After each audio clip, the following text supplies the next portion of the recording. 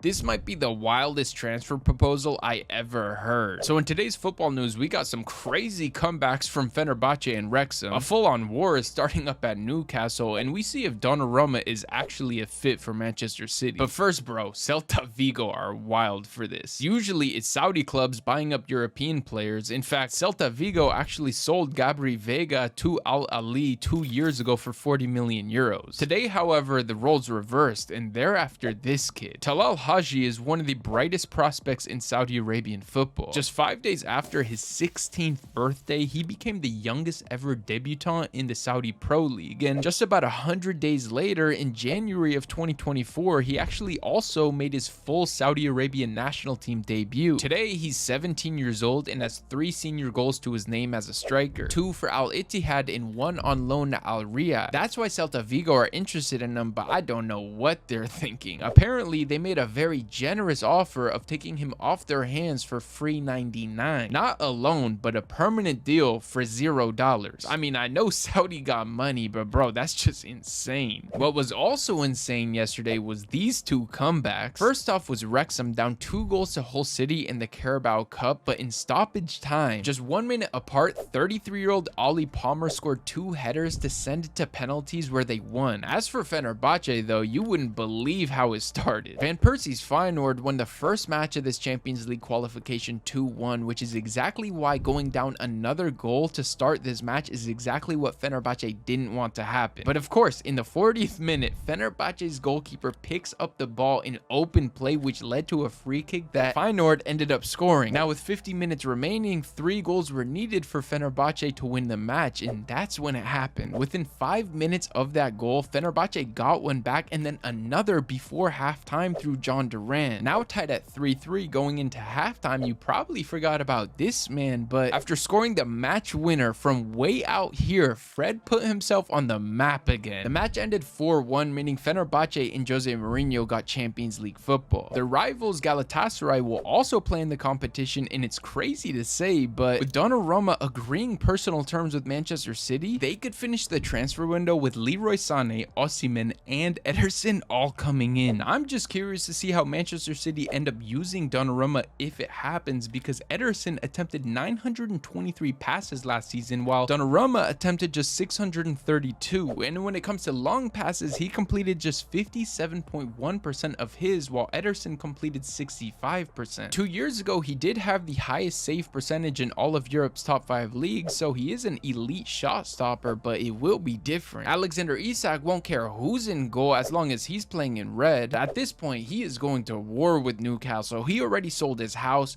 his jersey is getting burned by fans. I mean, it's not looking good, bro. Other transfer news includes Mateta being a possible replacement of his at Newcastle. They're also very close to signing Jacob Ramsey for £40 million, which would be a top signing. I think he's a great player. I do like Adam Wharton even more though, and I'm not surprised that Real Madrid are tracking him. Roma are trying to sign Echeverri on loan. Club América have signed St. Max. Leipzig agreed a deal for Rômulo as Šeško's replacement, and Amine Adli looks set to join Bournemouth. Anyways, so much is going on as you can see, so if you want more updates, just come back tomorrow.